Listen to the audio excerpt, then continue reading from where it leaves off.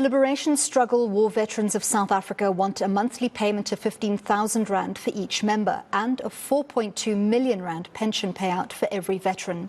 You'll remember this is the group that held 2 ministers and a deputy minister hostage last year. The veterans are now saying the government has gone back on promises it made, and they're taking legal action. For more on this, we're joined now by a member of the National Secretariat of the Liberation Struggle War Veterans, Mzukisi Ronyuza. Thank you very much, sir, for your time this evening and for joining us. So I want to start off by asking what was agreed by the presidential task team in 2020 and set down in that consensus document that you claim the government has reneged on. Okay. Basically, we had the primary demands and the secondary demands. One of the main demands was the reparations, with the ones of gratuity in particular. And the second one was the issue of the prisons, the incarcerations of our comrades, and the situation where most of them can't be able to access the socio-economic layout of the country because of their background, the criminal records and everything. The issue of pensions also was part of the primary demands, right?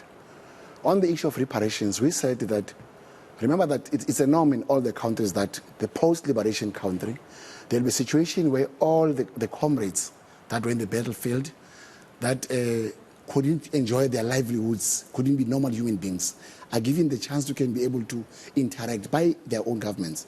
I know that there's a point that says, from time to time, they keep saying, you have not been taken in through the UN resolutions and everything. But we are saying that the UN had a role to play during that period. Our own liberation movements had a role to play during that period. Compensations were given to a number of formations that were not part and parcel of the liberation movements during that time. So our call for 4.2 million emanates from that. And take, for example, if I wanted to be a doctor, for example, I could not be a doctor because of the struggle. Or I'll take, for example, an older man who's been in the liberation struggle for a number of years, couldn't be what he wanted to be.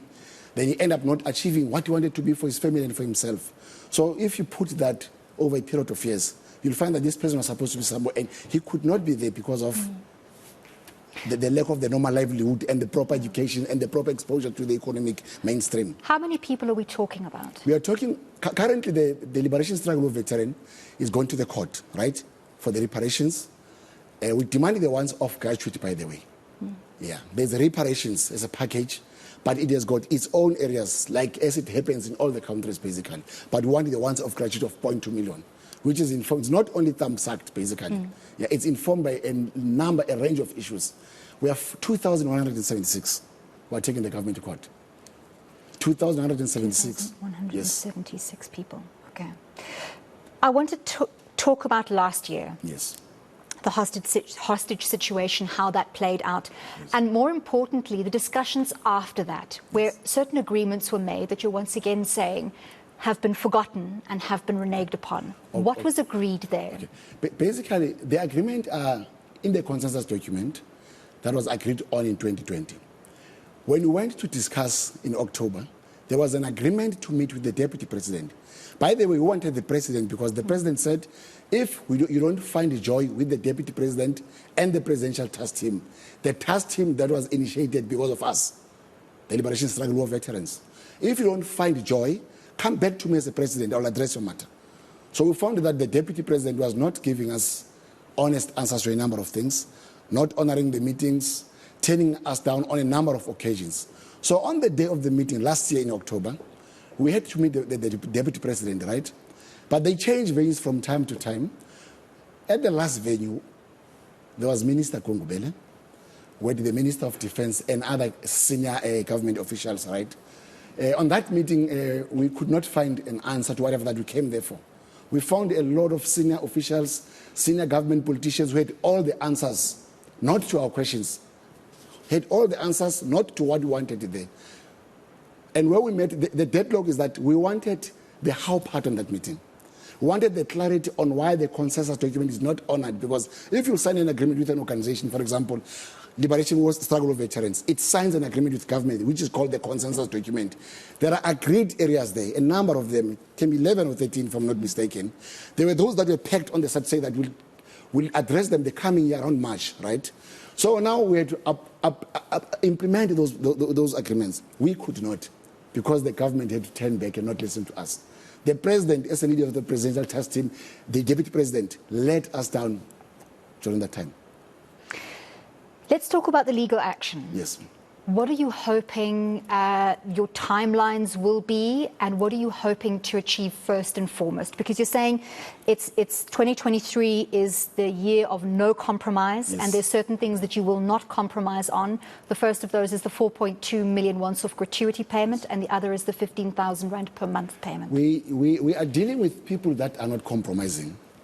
We are dealing with people who don't see us as former comrades. We are dealing with people who have got inheritances, who have stashed millions in their own life during their lifetime. We've got nothing to lose. We have said this year, if we could not do what we should have done in 2020 of demanding what is rightfully ours, this should be the year.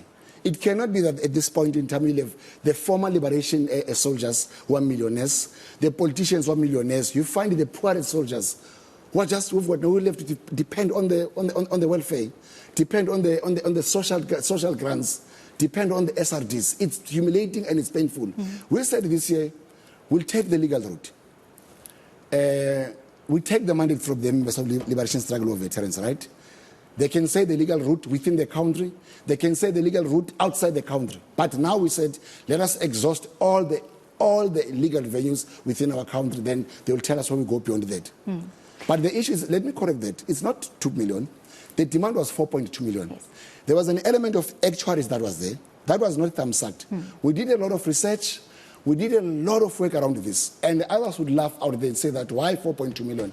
In essence, it was supposed to be 7.2 million for a junior soldier like myself, for example. When you go to the senior ones, if you are to count through the ages, over the ages, and the detachments and all those things, you'll find that these people are entitled to something that is bigger than that. So we said, this is our government. Let's apply the median and say that 4.2, which should be paid over 3 financial years, right? Will you allow me to play devil's advocate for just a moment? And I don't want to be disrespectful, but there will be people in South Africa who ask the question, it's been 20 plus years. Yes. Have these ex-combatants not been able to make something of their lives in that time that means that they are not reliant on the state? Is that a fair question even? No, it's a fair question, ma'am.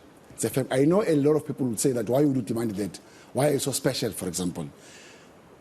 If I've never played as a young soldier, for example, as a young person, I had to participate in the armed struggle, for example, inside or outside the country, right? I think that my youth has been taken away by the condition that were beyond my control, by the condition that I think that we don't say want to be paid, for example. We need to be honored. If you can look at the legislation that has been prepared, they say it's to honor the past. It was to redress the injustices, right?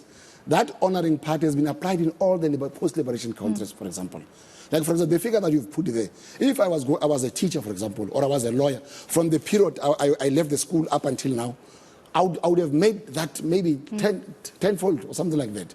Some of your fellow South Africans might even say, but hang on, once again, and I would like to quote you, what makes you so special? Because reparations have not been made to honor the past in so many instances. And we just have to look at housing, education, where so many South Africans don't still have the opportunities that they should have because, you know, some people say the pot is too small, there's just not enough money to go around. You know, from time to time we plead with our societies then. We plead with our communities and even everybody who is there, who's somebody anyway, to understand the plight of veterans better than how it's presented out there. A lot of these veterans could not be young people, could not go to school, could not do anything that they wanted to be. If one would say that I wanted to be a doctor, I could not because of the conditions beyond my control. Not that I was forced to join the armed struggle, but I was forced on the other side. On the other side, I had to leave my country. On the other side, I had to leave the school and stay in another province. You see that? So if we have the genuine and the honest citizens, they would say that these people have suffered. The way they've suffered, can we take them somewhere? If somebody would put a 4 million to you, if a normal government that is sympathetic to the poorest of the poor, you will say, can we sit down and talk? This is what I have on the table, instead of keeping quiet. I want to talk about the statement that you've issued, Yes. and a specific line from this statement.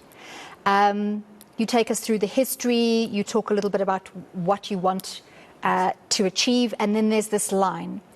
We have acquired a lot of skills that we have not used out of respect, and our patience is not endless. Yes, and ma'am. in that line, there's a very thinly veiled threat.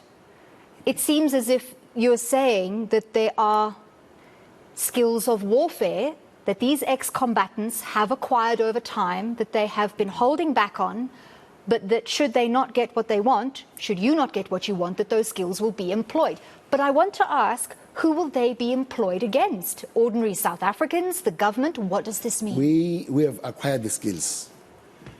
It will depend, the interpretation will depend from person to person.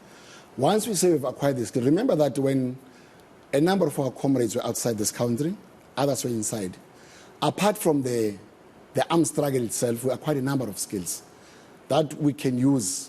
If we say that we can negotiate differently, we can engage other global bodies, we can engage other continental bodies, we can even speak to other governments that we are talking to, for example, to say that, can you talk to our government? Those are skills that we have acquired over a period of time. But when we say that our patience is endless, if you negotiate with a person from time to time, it does not come on the table in an honest way. You end up applying other means to negotiate. Then time will tell, and the tactic on the ground will tell us to which tactic to apply. Do you have a deadline for the government? We had a deadline for veterans. The deadline is that our veterans are poor. The veterans are hungry. The deadline is as in yesterday.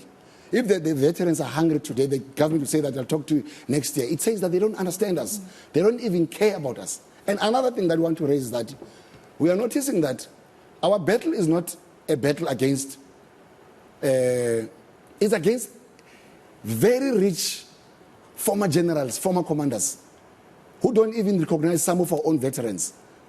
When you talk to government, you meet them on the other side, saying that you cannot get this, you cannot achieve this. We have done a lot of study in a number of countries. Where have you seen the generals who are a little bit negative towards the poorest soldiers on the ground? That's what we get from time to time. Unfortunately, we have run out of time, but thank you very much for speaking to us, for coming into studio this evening. As Mzukisi Ronyuza, Liberation Struggle War Veterans of South Africa. He's a member of the Secretariat. Thank you again for your time.